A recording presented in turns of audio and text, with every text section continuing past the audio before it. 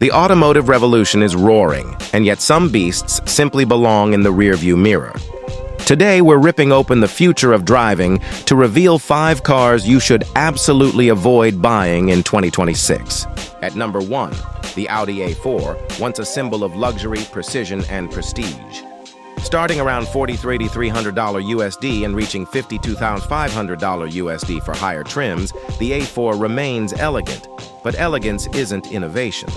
Inside, it's still exquisitely crafted, but with Audi's lineup pivoting hard toward electric vehicles like the e-tron GT, the A4 feels like yesterday's dream. Its engines are smooth but no longer thrilling. Its tech refined but not revolutionary. In 2026, the A4 is being phased out, making it a risky buy for anyone looking for longevity or strong resale value. At number 2, the Nissan Altima, starting around $28,000 USD, looks sleek at first glance with its polished curves and refreshed front fascia. But beneath that shine lies mediocrity. It glides rather than slices through the night, lacking the assertive character that defines a modern sedan.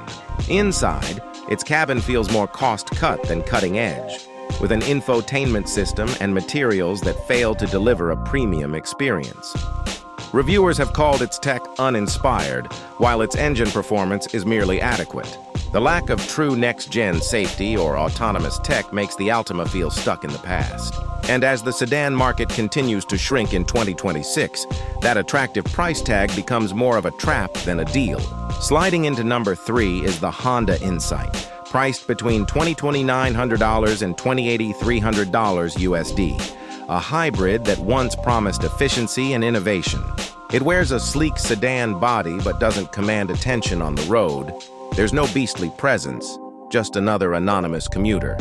Inside, the cabin feels competent but uninspired, and while its hybrid system can stretch up to 52 mph, the driving experience is far from exciting.